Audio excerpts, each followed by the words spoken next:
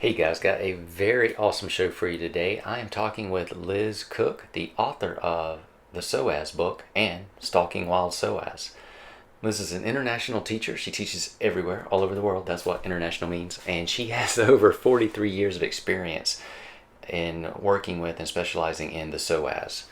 Super bright lady, super fun to talk to. This is a great show. You're going to learn a lot from this one.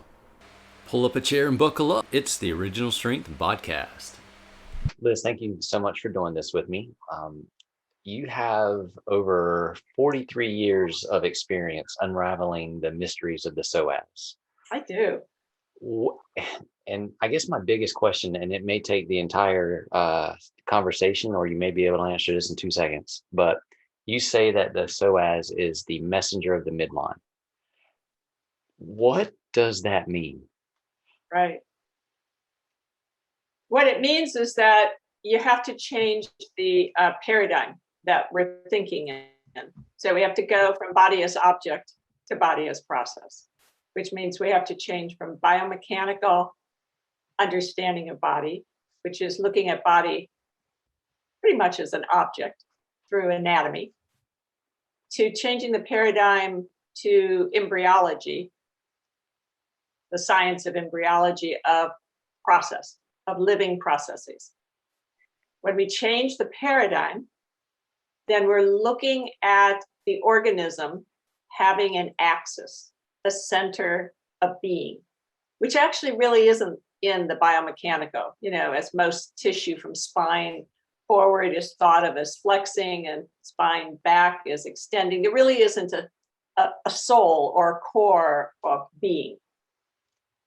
And in embryology, there is that when the cells divide and start to multiply and organize, one of the first things that shows up is the primitive streak, or what essentially is a midline or axis, in which the whole organism is emerging out of and returning to. So an intelligent core. And that intelligent midline becomes our central nervous system, what we think of as our spine. And in the newer science of looking at anatomy as a fluid matrix, connective tissue, we now, Sue Hitzman coined the word neurocore, which includes the deepest bag, like what's inside the deepest bag of connective tissue, which is your central nervous system, your psoas, kidneys, and adrenals. So now psoas is no longer kind of put in the muscle box, because in anatomy, we were looking at cadavers which were held in formaldehyde. And so you're parsing out something larger. You're looking at large body parts rather than intricate interconnectivity. And so psoas was put in the muscle box, thought of as a flexor, a stabilizer. And I challenged that way before I understood embryology, I challenged it. But when I became aware of embryology as a paradigm to work with, I went, oh, that is the paradigm I'm working with. It's actually the other way around. I didn't study embryology. It was kind of embryology was introduced. I went, oh, that's what I'm sensing. That's what I'm experiencing internally. And so it helped me change the story of body as object to body as process. So is it kind of like, because I've read Stalking Wild Psoas several times now, and Oh, thank you. it's kind of, I don't know this. There's seems like a very much of a spiritual connections expression. Um, when Well, the way you, life is a dynamic, mystical event, right? We don't know where we come from. We don't know what life is. We only know we're participating, you know. So that's the difference. We're a living process. We are a living organism. We're part of an earth. We're part of a cosmos. So whether you call that spiritual or you call that science, that's the reality of life, is that it isn't this objectified thing that we can organize and coordinate and make function. We actually have to recognize there's expression, or what in embryology is called gesture. So I use the word expression. And when I met an embryologist, Jaap van der Wal, who is a Dutch embryologist who came out of retirement to start training people in the massage and bodywork world and movement world, because of the objectification of body, he wanted people to realize that we are this living process. And he would say, you know, we utilize cells to become. This is a scientist. This is an MD. This is a man who was a professor for many years and who taught anatomy to Olympic athletes. So, you know, he sees it as a limited paradigm. It's not comprehensive enough. So when we change the paradigm, this very juicy tissue we call psoas is no longer being misused or overused or abused. We start to turn towards it as a messenger of neurological, what we would energetic, electrical, but what we're really looking at is what is its message. And its message is all about that axis. Are we in relationship to our own axis? Are we coherent? Or is there some level of dissonance in our system? And if there is, it's going to be messaging that. That was my next question. I was trying to figure out, as this living process, if my psoas is trying to tell me something, how do I guess, one, learn to listen to it, and then two, interpret it? Yes, that's what I've spent my life figuring out. There are two major messages of psoas in my way of understanding it. And what I think I'm doing is I'm turning my neocortex towards my primitive brain. And rather than try to control my primitive brain, I'm actually curious about it. I'm actually being attentive. It's like being attentive to a sensation.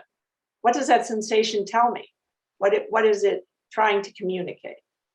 And like an organ, I think most of us are very comfortable in the organ world sensing something going on in our stomach or our gut or our liver, our kidneys, and we go, ooh, something's not right here. Ooh, maybe I have a kidney infection, or gosh, my stomach, like, what did I eat? Did I eat something that really upset it?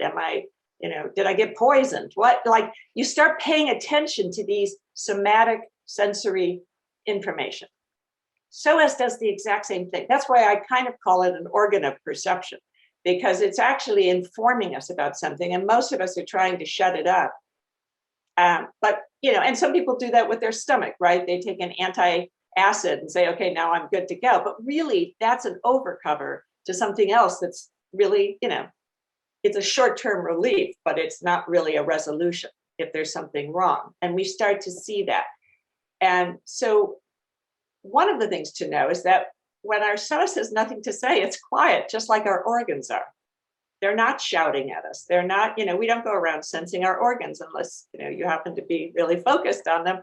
They just do what they do, and we're happy they do it, and psoas is the exact same way. So when psoas is talking to you, you have to know that you're misusing it in some way. It's giving you very clear cues that something's wrong, and it probably has for a while. But by the time it's kind of out there yelling, you're like, whoa, what's wrong? Let's go after that sucker and fix it. But it's actually the other way around. It's now it's been compensating for something else. So that's the first message am I compensating? Is there something compensating? And then the curiosity of what might that be? So this can take us back into very early movement patterns, which I know you're interested in. And, there's these, so it may take us back to interruptions so to back up a little bit, what we're really looking at is a living system that knows how to organize itself in space and time. As animal body, we know how to move. We know how to heal. So the question isn't, how do I do it right? Which is the way that society trains us. It's actually, what is interrupting an intelligent organism? What is interrupted? So when we're looking at Psoas, it's telling us something is interrupting your coherency. Something is interrupting your autonomic nervous system. To the animal body, that means I'm going to be food for someone else. It means survival. It means not being able to take care of myself. For us, we compensate, and we have a society in which we can be injured and not be eaten. But our body, we're a mammal. We are a wild animal. And Psoas is very much about the primitive expression of life in us. So it's informing us that something's in danger. Now, to me, it may not be that I'm going to be eaten. It may be that I'm going to miss that step and go down and fall down the stairs. And so I'll be injured. I won't be picking up these kinesthetic cues that would allow me to organize in space and time. So it's kind of like the messenger of, if it's not saying anything, then it's saying that you're safe. But if it's saying a fluid Psoas is like, like anything else, there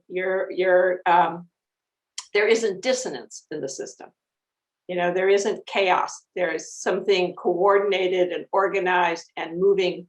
And that, of course, is based in time and space. So that's always changing, right? So how resilient our tissue is. So I spent some time looking at some of your videos and watching the resiliency of your tissue, which was really pleasurable to watch how your tissue moves as a whole system, versus fragmented. So, okay, so that, would it be weird? Roll. I did that. I watched the video of you rolling in different ways, and also working on your feet from sitting to, I watched a couple of videos to kind of start to, because we haven't met, and I'm unfamiliar with your work. So I wanted to get to know your work a little bit. And the best way for me is not the intellectual piece, but watching, right? Is the movement itself. I get it. So I have a weird question then. Two questions. One, have you ever been considered or called like the Psoas whisperer? Yes, I have. Okay. I've been queen. I've been the whisperer. I've been called a lot of things, actually. So based off of what you just said though about watching, say what? Snake charmer, like Snake charmer? that's not the truth of the matter. Like you're feeding people, this. But now that we know about connective tissue, what I've been saying all these years makes more sense. Now there's a context for it, whereas before connective tissue was a conversation. People thought, when I said, I don't think the psoas is a muscle per se. Like, I don't think we should think of it as a muscle. Because when we think of muscle, we think of strong or, weak, and if you thought of the psoas as there's nothing strong or weak about the psoas, there's only whether it's exhausted. Then you're looking at it more like an organ. Like it's communicating exhaustion. So so years ago, when we're only looking at mechanistic models and there wasn't embryology to turn towards, and there wasn't connective tissue studies being done, people thought I was kind of, off somewhere. Snake charming. I can see that, but then the way, like again, in your book, Stalking Wild Psoas, the way you lay everything out, it's like, it just makes sense though. It resonates. Oh, good. Yeah. Which though, you do talk about a lot of things that make me curious. Okay, and so back to you watching the videos. Can you, and you being a Psoas whisperer, so can you watch someone and listen to what their Psoas is telling you? I can. And okay, so how does that work? What do you see? What do you hear? I don't know. It's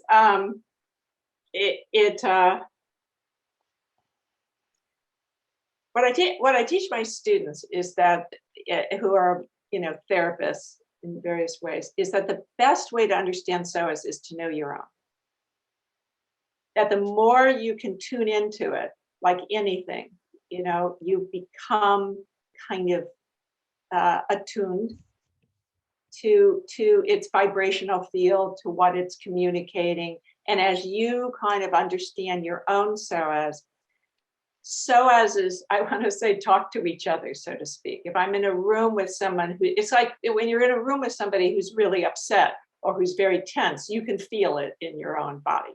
So, I started to, I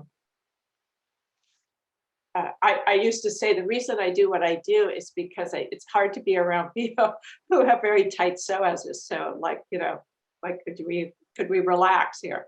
But you can't tell somebody to relax. That's their whole nervous system that I'm tuned into. So as I got to know my own, I started to notice things, and I started to notice that, I can sense somebody else, and I can notice that. And then in the book, what I really am communicating is what are the stories the Psoas starts to reveal. And I don't know the story. I just know that I'm supporting the person, and then I pick up information kind of. I guess it's the same. I feel like it's the same with the way physicians were,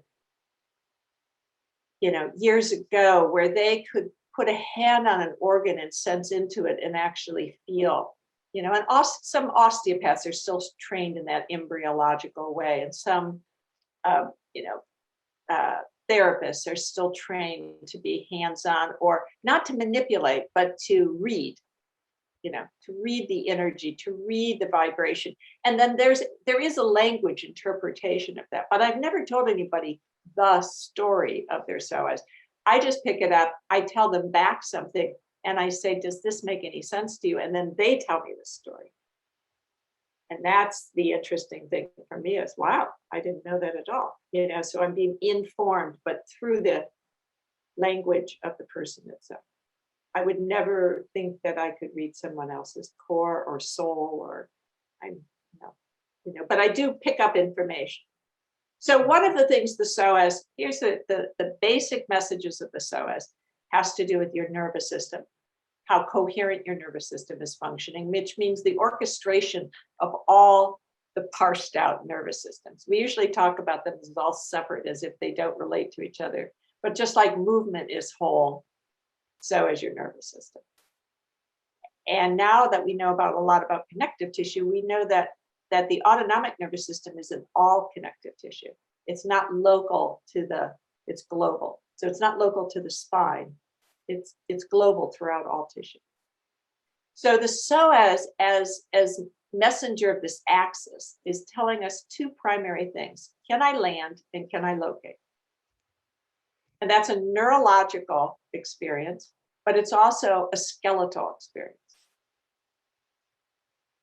So think of wild animal, they arrive, many of them can already get on their paws, and they're standing on the ground. How many humans ever touch the ground before they're maybe when they're crawling? But many of us are moved around in plastic containers and never actually land. We never land here. So the idea of bones and landing is a big part of the conversation of Psoas. Can I land? Do I know where ground is? Which is part of orientation in space and time. And then how well can my nervous system orient me through the external sensory system, through the internal sensory system we call proprioception. So Psoas is always talking about proprioception, specifically skeletal proprioception. Suddenly, all that time spent on the floor seems to make more sense now. That's right. That's right. That's what people need to do. Yeah, they need to land literally in their bones, and they need to feel their bones, sense their bones. It's like to actually recognize that bones breathe, and they're resilient, and they have rebound, and they inform us, and that a joint isn't simply about a range of motion up to bones. It's actually an echolocator. It actually locates us in the gravitational field. So we're not an object moving through a landscape. We are literally an organism being shaped by gravity. So here's a question, because you said this in your book, and I've heard it on some other lectures you've given. And I'll paraphrase, like you don't move, but you have discovered how to be moved. Yeah, it's actually Emily Conrad, who developed continuum movement, used to say, we don't move, we are movement. And one of the essays in the book is dedicated to her, because she brought this concept of anatomies of, both our personal story, our axis, and the Earth's axis, and then the cosmic or axis that the Earth is relating to, right? That we're actually able to have a larger band of consciousness if we can begin to align ourselves with these capacity of being part of a living system. And all life is shaped by water. So anything alive is a fluid system. Even, a rock, which we don't think of as alive, but is in a molecular way, right? So we're looking at, density to the air that we breathe. So the elemental qualities, but life itself is shaped by water. So we're shaped as a fluid organism. And if you take the body spaces out of us, we're still, even as we're adults, like 90% water. So when we're dry, that's the other piece of Psoas. It's often dry from lack of movement. That's sedentary living. It's fear responses that have to do with freeze. It's about misusing Psoas, where we're recruiting it so it becomes dry because it's not actually maintaining its fluidity. It's being used as a structure. So tissue can change its density. And so as we open up connective tissue, we open up the capacity for the fluid system, which I believe is the intelligence of the organism, to really start to reshape us, and we begin to remember that we do organize. We don't have to do it. We are organized organisms. We know how to organize in space and time. So what's interfering? So then we start looking at what is interfering. And one of the things is density in connective tissue, which we experience as nerve pain or as lack of orientation, but I feel like the psoas in particular, so that helps keep the psoas juicy. But it's also about strength and power, because it's in the bones that we bear weight, right? And that we can lift, and that we can put, an 800 bar on your shoulders and squat lift, So it's actually the juicy fluid psoas, which is filet mignon in a mammal. But we can even think of it as a metaphor, like juicy cucumbers. It's orbital tissue. It's non-directional tissue. It's not really a recruiter. It's actually an informer. It's informing us about things. And so the very center of our being does not have to be engaged in what we think of as movement, functional movement. We're always moving. Life is movement. So there's the separation of biological movement from functional movement. When most of us think of, I haven't moved, we're thinking of functional movement. But if you weren't moving, you'd be dead. So there's no such thing as not moving. But we're talking about those larger movements, those, fetching water and, gathering wood. Those are behaviors or gestures of survival that we do. So what have you found if a person psoas is exhausted, or it's sending a message that I'm not safe, or it's dried out? And what are the not easiest ways, but how can they restore, get it where it's not tired anymore, or help the body, like when they can figure out what is it interrupting? I mean, beyond figuring out what's the interruption, how can a person begin making it soft, supple, and juicy again, I guess? Yeah. Well, we have to look at, are we misusing it? Are we recruiting it? This may have been a strategy that a child learns early on to feel safe. So that has to do with upper psoas, diaphragm, and the relationship of what we think of as kind of core integrity, of like, how do I maintain myself? So it's not just a physicality, it's emotional tissue. It's expressive of our fear responses. So if are we afraid? And we're afraid for lots of reasons. We're afraid when we're disoriented. We're afraid when we don't have resources that we need. We don't know how to care for ourselves. So the vulnerability of the organism is often a strategy, is using muscle tissue to try to stabilize, to feel safe. And so in a very simple way, a toddler whose a shoe is put on them that is too stiff can also not particularly cause fear, but cause a misalignment in the whole skeletal system because it can't move its ankle, or the shoe doesn't roll, so the foot doesn't respond to the ground. It doesn't pick up information from the earth that rebounds back up through their core to their psoas. So now they're kind of moving the spine like the old biomechanical idea through the legs. And if you watch, videos of children, you'll often see they begin to engage the knee and the quads rather than falling through space, through the core. So psoas is never used as a stabilizer unless we're in a certain way, a freeze mode, or we're disoriented in some way and we can't locate. So then there is a kind of fear response. It might be very subtle. And over time, that can have an effect. Or we have an injury and we use a walker, and that literally dries out our psoas, because what are we doing? We're leaning over this walker and we're not really moving from our core. We're moving again from the legs. So that separation of that movement. So as a spine-based organism, all movement comes from our spine. So when we've engaged in some way of creating core armoring, whether that's from all these different things that could be interrupting, like what's interrupting, then we're looking at a system that's carrying the spine by the legs rather than moving like an octopus from the very center of your being out through your tentacles, out through your fingers and toes.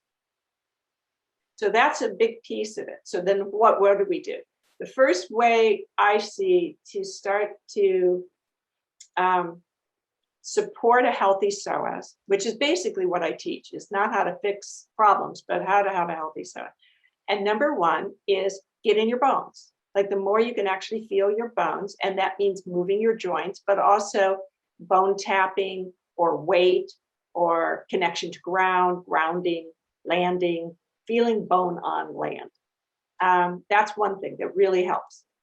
Two is starting to see the spine as more of a fish or a living river than a column. Instead of seeing the rigidity of the spine, we want to see the fluidity of the spine. So part of what allowed your system to roll when you were doing cross-patterned rolling was that it was not only the tissue was available to go into spiral movement, which is a sophisticated fluid movement.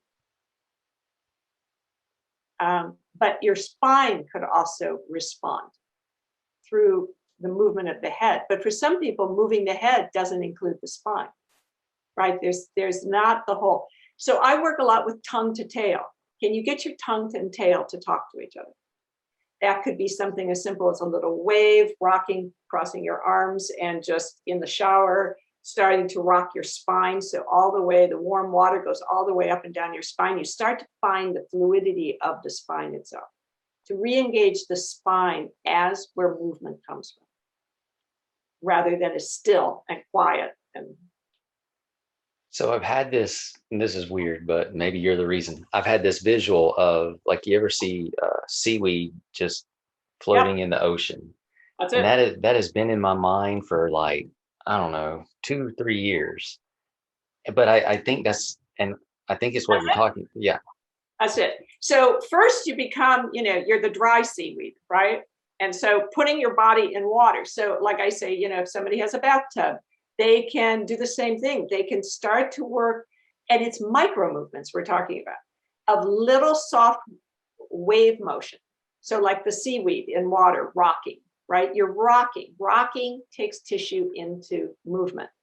And you might notice your breath start to change or shift, or you might notice that making a sound creates more connection between your tongue and your tail, as just a way of thinking of the spine as more like a caterpillar or the seaweed or the living river, like a living system that it needs to come back into its fullness.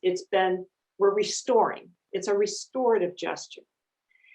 It's interesting because there's something I'm studying. I'm going to actually do some work with him together on as we're doing to get standing fluidity, because that's one of the hard things is when we're standing. But you'll see people do dance, right? And some dance includes the spine, especially in cultures that live close to the ocean and water. Their movements, their dance, their expression has a spine that moves. The Western colonized world does not have a living spine. It has concretized the spine. It is a column. It is still. It is unexpressive. So we're looking at dynamics. The tool I play with balls. I play with inflatable balls. I get on the floor and I put them behind my spine and I start to get my spine to move. And micro movements, little tiny, like every vertebrae being able to rock, to move, to articulate. So we're articulating joints is what we're doing, along with getting coherency between the head and the pelvis. In standing, there's what's called the tuning board, which is now being utilized for people who have trauma. Because if they stand on something that is not static, they start to feel where they're holding, where they're panicked, where they can't coordinate. And so we're looking at some of what trauma involves is dissolving the freeze response, which could be very old. So one of the sympathetic responses, like the bunny in the meadow, who all of a sudden feels the fox, is to freeze. It's a form of camouflage. It's a form of stillness in which we're kind of holding our breath, waiting to see what's going to come next. In the bunny's world, even if the fox sees it and keeps moving closer, it's not camouflage doesn't work. The bunny will go into the next response, which is to run to safety. Well, when we look at our culture is a sympathetic culture. We are behaving as if we're constantly being chased by something. So you're looking at a nervous system that also needs nourishing. But I have to say, these little fluid movements nourish the nervous system. So it kind of flows back and forth. The more you become seaweed, the more like the dry sponge, the moisture of the water is really entering the fibers of the seaweed, what we call our tissue, what our muscles, our organs. So as there's an exchange between the two, we're seeing less toxicity, more resiliency, more capability, more strength, because we know water is stronger than cement. So, having a concretized spine versus having a living river as a spine, your chances of survival are better being seaweed than it is being concrete. how because you brought this up too. So how important or impactful is sound when it comes to I being like sound. seaweed? I like sound a lot. Sound is a vibration, and vibration moves tissue. Emily Conrad, as the founder of Continuum, one of the things she worked with was spinal cord completes. So paraplegic people who came to her not because she was a therapist, but because she was into movement. But she recognized if you want to understand movement, work with somebody who literally can't move, but they can sound and they're still breathing. And so that's where she got into that finite understanding that we are movement and movement is the medicine. So no matter how, just as you said, no matter what your limitation is, you go to that edge and you back off, but you're kind of milking that relationship between what can't move to and should be able to move, what is inhibiting that movement, but not trying to force through it, but backing off of it. And so that's a wave motion. That's a wave motion that brings in nourishment and takes out toxicity. In the nervous system, it actually sound energizes the water, the fluid of our tissue, the fluid of our being. And when you energize it, it gets excited, and that excitement starts to send information through the network, in which for her, people who had spinal cords complete, meaning their spine was cut in half, started to grow new spines. They were getting movement all the way through their spine that they didn't have before. And I talked to a neuroscientist about it because I was accused of over-exaggerating. And so I said to him, am I over-exaggerating? And he said, no. And he related it a lot like the roots of a tree. When some trees, and most trees, if part of it dies or part of it has, been burned or whatever happens to it, it's deadened in some way. If there's some life force there and it's nourished, and given the nourishment it needs and the, compost and the water and all of those kind of ways, especially the fluidity of it, it will start to grow, not the same neurology, but new neural pathways. And that's what we think Emily was doing. The person was growing new neural pathways. Well, those people couldn't force that movement. They couldn't make a movement. So what did they have? They had sound. And sound would often be just air moving through their lips. It wasn't doing a particular breathing pattern. It wasn't interfering with pattern. It was stimulating fluid. And the stimulation of fluid would change the diaphragm, would change the breath, would change the tissue. And you can literally watch their tissue over time dissolve into fluid tissue that allowed movement to happen. That's amazing. It is. It's quite beautiful. The interesting piece to that is why aren't people doing that? Is because there's no money to be made. Everybody can make sound. Everybody can do this movement. So there's nothing to, package. But the beautiful thing about it is that the body is made to heal, and Yes. and even from injuries that we don't think it can, it kind of can. It knows how. Yeah. And you bring up a good point, because most people associate aging with drying.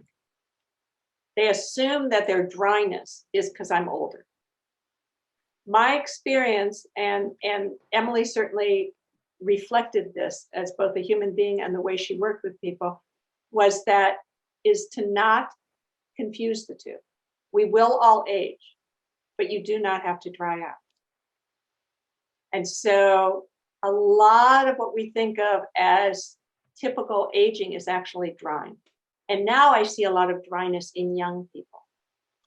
And I had a orthopedic surgeon contact me from, I think he was from Serbia, wanting to talk to me about dry psoas, because when he works with people's spines to do some kind of reconstructive work, he's seeing dry psoas. He's the first person who's confirmed my understanding that the psoas dries out. So what you think of as short psoas, like you want to stretch it, is actually dry psoas. So rather than pull on this tissue, it would be better to hydrate the tissue.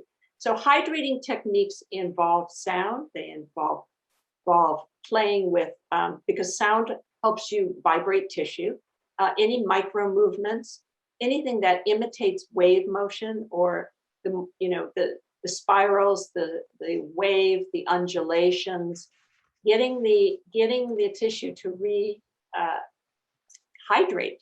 And psoas, like the dry sponge, just pouring water, drinking a ton of water as a way to hydrate isn't enough.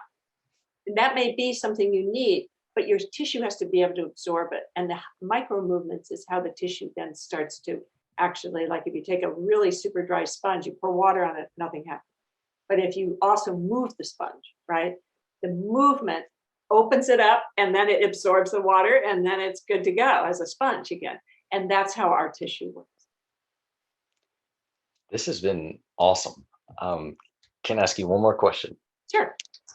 Do you have a daily psoas care hydrating regimen that you use yourself for your just daily health and movement? My life is to, I'm paying attention.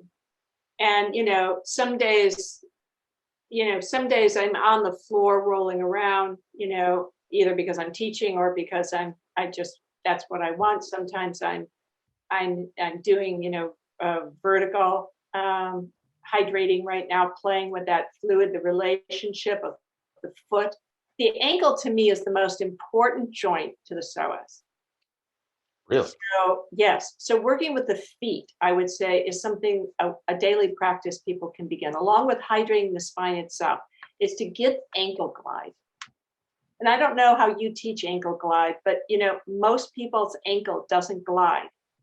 It's like the foot, and then it's like the solid leg to the knee. But the ankle doesn't have nuance.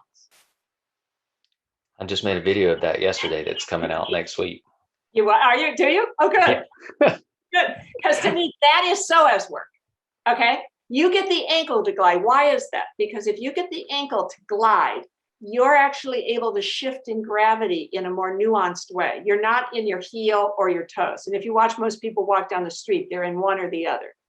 They're carrying their spine in a static way, and they're either leaned back or they're leaning forward. But they actually have no nuance of gravity, like where gravity is rebounding, where ground reaction force or force ground reaction, that impulse of gravity back up, like the ball bouncing through the diaphragms. That gives us a sense of buoyancy and lightness and ease of movement. So the ankle is the cue for the psoas because it's the place where the horizontal and the vertical gravitational flows meet. So they transfer right there. And so just as they do in the skull to facing the world. So where the skull is, if I'm always looking down, looking at my phone or looking at the ground when I'm walking, I'm going to disrupt this proprioceptive vestibular area, which is about facing the horizontal. So we're relating to gravity. We're relating to the earth itself and the gravitational field. And the ankle is if we can get the ankle to move, then we can find a more nuanced place to let go of. And rather than use our psoas to recruit and stop our breath and kind of hold ourselves stiff, we actually start to feel our bones supporting us. And the more we feel our bones supporting us, the more we have ease of movement and a sense of ground and agency and capacity and resiliency, where we're not in defense, we're actually in response. Awesome.